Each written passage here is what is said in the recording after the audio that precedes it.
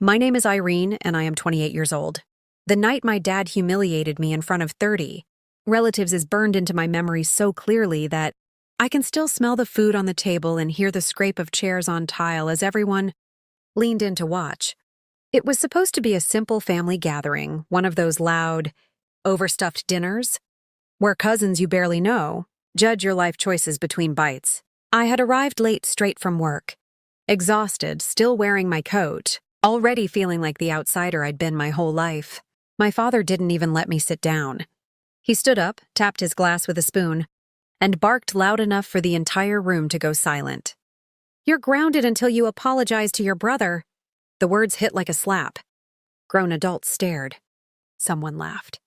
My aunt actually snorted into her drink. My face burned, but I didn't cry. I didn't yell. I only said, "All right." That seemed to amuse them even more. My dad went on, pacing like a judge delivering a sentence, reminding everyone how ungrateful I was. How my younger brother, Golden, perfect, had been disrespected by me because I refused to lend him money I didn't have. He made it sound like a crime. He enjoyed it. Every laugh felt like a small betrayal. I stood there, hands clenched, pretending the heat in my cheeks was nothing, pretending my heart wasn't pounding so hard it hurt. Later that night, as relatives filtered out and whispered, he pulled me aside and repeated it quietly, like a threat: apologize or stay grounded, as if I were still 16 and dependent. I went to my room and closed the door, breathing slowly, already making a decision I didn't say out loud. The next morning, he knocked once and opened the door without waiting, wearing that smug half-smile I knew too well. He sneered, "Finally learned your place?" Then he stopped mid-sentence. My room was empty, the bed stripped, the closet bare, the shelves clean. He stood there confused, like a man who'd expected obedience and found absence instead. What he didn't know, what none of them knew, was that while they were laughing the night before, I had already packed the most important things and left them in my car. I had planned quietly for months. I had documents copied. I had savings he didn't know about. I had a lawyer's number saved under a fake name in my phone because I'd learned long ago that privacy was survival in that house. My father liked control. He liked rules that only applied to me. Grounding a 28-year-old woman was ridiculous. But humiliation was the point. He thought shame would pull me back into line. Instead, it freed me. Downstairs, I heard his voice rise, sharp and irritated, demanding to know where I'd gone, accusing my mother of hiding things from him. I didn't answer any calls. I drove straight to a small apartment I'd already signed for, dropped my bags, and sat on the floor until my hands stopped shaking. Around noon, my phone buzzed with messages, angry, mocking, confused. One from my brother telling me to stop being dramatic and just apologize. I ignored them all. Back at the house, my absence spread like a crack in glass. My father paced. He told everyone I was throwing a tantrum. He said I'd be back by dinner. Then, just as he was rehearsing how he'd forgive me, the front door opened hard. Shoes hurried across the floor.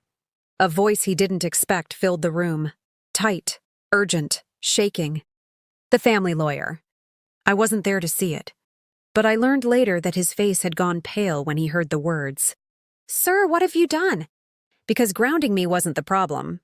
Publicly humiliating me wasn't even the biggest mistake. The truth was, while my dad thought he was punishing me like a child, he had crossed a line that had been building for years, one that involved money, control, and documents he never thought I'd read. Sitting alone in my new place, phone face down, I finally allowed myself to breathe. They laughed at me the night before. They thought I was powerless. They were wrong. By the time the lawyer walked into my father's house, the truth he carried was already irreversible. Even if my dad didn't realize it yet, I learned everything later, piece by piece. Because when my phone finally rang, it wasn't my father screaming, it was the lawyer himself. His voice low, careful, almost apologetic as he asked where I was and if I was safe. That was when I knew this wasn't just about a family argument anymore. He told me that after I left, my father had actually bragged about grounding me in front of everyone, about finally putting me in my place. And that was when the lawyer snapped. He had been reviewing documents the night before, documents connected to my late grandmother. documents my father had insisted were handled. They weren't. The truth was that my great-grandmother had set up a trust years ago, one that specifically named me as the primary beneficiary once I turned 28. Not my father. Not my brother. Me. And the condition was simple. I had to be informed, and the assets were to be transferred directly to me without interference. My father never told me. He delayed. He redirected funds. He treated my future like something he owned. When the lawyer realized my birthday had passed months ago and I still hadn't been notified, he rushed over shaking. Because suddenly it wasn't just unethical, it was illegal. That's why he burst into the house and said the words that later echoed back to me like justice itself. "Sir, what have you done?" My father tried to laugh it off. He said I was emotional, irresponsible. That grounding me was proof I wasn't ready for anything serious. The lawyer didn't laugh. He laid the papers on the table in front of 30 stunned relatives, explaining calmly that I was no longer a child, that I was legally entitled, and that humiliating me publicly, while withholding information, could be used as evidence of coercion and control. The room went silent. The same people who laughed the night before suddenly couldn't look at each other. My brother tried to interrupt, claiming I owed him an apology, and that's when the lawyer shut him down too, explaining that the money my brother had been living off for years wasn't my father's generosity. It was misused trust income. When my phone buzzed again, this time with my mother's name, I didn't answer. I didn't need to. I already knew what was happening. The power my father wielded through shame was evaporating in real time. He tried to salvage it, snapping that I was grounded, that I was being dramatic, that family matters should stay private. The lawyer reminded him very clearly that courts don't care about grounding, and judges care a lot about fraud. By evening, messages flooded in, apologies from relatives who suddenly always supported me. Silence from the ones who laughed the loudest. Rage from my father demanding I come home and fix this. I didn't go back. I met the lawyer the next day in his office, hands steady for the first time in years, as he explained everything that had been hidden from me. The accounts, the property, the protections my great-grandmother had put in place because she saw exactly who my father was long before I did. I signed papers. Control shifted. My father lost more than authority that day. He lost the illusion that I was small. Weeks later, I heard he still tells people his version, still insists I embarrassed him, still refuses to admit that barking, "You're grounded until you apologize to your brother," was the moment he exposed himself. But I don't correct him. I don't need to. I moved forward.